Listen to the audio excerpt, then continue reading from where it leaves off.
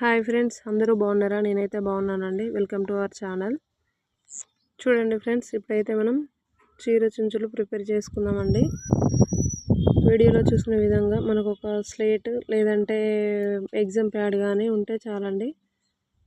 ఇట్లా silk thread తీసుకొని ఆ థ్రెడ్ని ఆ స్లేట్కి చుట్టేయాలండి. ఒక 150 టైమ్స్ అట్లా చుట్టేసి 150 లేదా 200 300 వరకైనా చుట్టుకోవచ్చండి. ఎంత హెవీగా చుట్టుకుంటే అంత మంచిగా కనిపిస్తుందనండి చీర పళ్ళు. చూడండి ఫ్రెండ్స్, మనం థ్రెడ్స్ చుట్టుకోవడం అయితే కంప్లీట్ అయిందండి. ఇప్పుడు మనం సిజర్తోని థ్రెడ్స్ని కట్ చేసుకొని జరీ థ్రెడ్తోని దారాలకు చుట్టేసుకొని ఒక 2-3 టైమ్స్ చుట్టుకొని ఒక 2 ముళ్ళు వేసుకుంటే సరిపోతుందండి. దారాలు ఊడిపోకుండా చిక్కుపడకుండా మనకు టైట్గా గట్టిగా ఉంటుందండి. ఇలా చీర చుంచులు ప్రిపేర్ చేయాలంటే చాలా ఓపిక ఉండాలండి. చూడండి ఫ్రెండ్స్, ముడి వేసుకోవడం అయితే అయిపోయింది. చూడండి, అలా స్ట్రైట్గా నీట్గా ఉండాలండి. రెండు శారీకి నేను 2 కలర్స్ చేస్తున్నాండి, మల్టీ కలర్. మనం ఎన్ని కలర్స్ అయినా శారీ కలర్ను బట్టి ఎన్ని కలర్స్ ఉంటే అన్ని కలర్స్ వేసుకోవచ్చు అండి. చూడండి ఫ్రెండ్స్, ఇప్పుడు మనమైతే టేప్ తీసుకోవాలి. టేప్తోని టిక్స్ పెట్టుకోవాలండి. చాక్ పీస్తోని మనం ఎంత లెంత్ అయినా తీసుకోవచ్చు అండి. అంటే దగ్గర వేసుకుంటే కొంచెం మంచిగా ఉంటుంది. 2 ఇంచెస్ అయినా 2.5 అయినా అట్లా పెట్టుకోవాలండి. నేనైతే 2.5 అట్లా పెడుతున్నానండి. చూడండి ఫ్రెండ్స్, మార్కింగ్ పెట్టుకోవడం అయితే ఆల్మోస్ట్ కంప్లీట్ అయిపోయింది. ఇప్పుడు మనం సూదిలోకి దారం ఒక 8 లైన్స్ ఎక్కించుకొని పెట్టుకోవాలండి. ఇప్పుడు మనం నెక్స్ట్ పూసలు ఒక పూస గుచ్చుకొని బటర్ఫ్లైది బీటు దానికి పెట్టేసుకొని చీర కొంగుకి ఇట్లా కుట్టుకోవడం అండి. స్ట్రైట్గా కుట్టి మళ్ళీ రివర్స్లో పెట్టేసి దానికి కింద నుండి తీయడం అండి. తీస్తే అట్లా నీట్గా వస్తుందండి. చూడండి, వీడియోలో చూపిస్తున్న విధంగా మీరు కూడా చీరకు చుంచులు ప్రిపేర్ చేసుకోవచ్చు అండి. ఇలా లాస్ట్కి వచ్చేసరికి 2 ముళ్ళు వేసుకుంటే చాలండి. మనకు పూస బీడ్ అనేది బయటికి రాకుండా గట్టిగా ఉంటుందండి. కుచ్చు వేసినా కానీ టైట్గా మంచిగా ఉంటుందండి.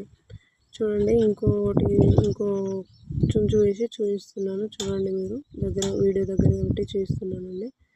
ఇలా మీరు కూడా వేసుకోవచ్చు అండి. బయట ఇస్తే 200 300 అట్లా అవుతుంది.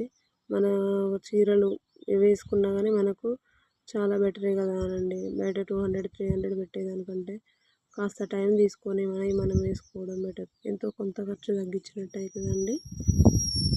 ఈ చుంచు ప్రిపేర్ చేసుకోవడం కూడా కంప్లీట్ అయింది. లాస్ట్కి 2 ముళ్ళు వేసుకుంటే అయిపోతుందండి. మొత్తం చీర కొంగు మొత్తం వేసుకోవడం అయితే కంప్లీట్ అయిందండి.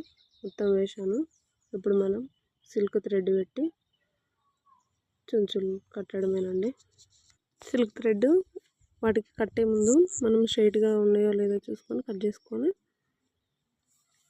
నేను చూపిస్తున్న విధంగా పెట్టి చూడండి ఫ్రెండ్స్, అలా పెట్టేసి స్ట్రైట్గా పెట్టేసి ఒక 2 ముళ్ళు వేస్తే సరిపోతుందండి.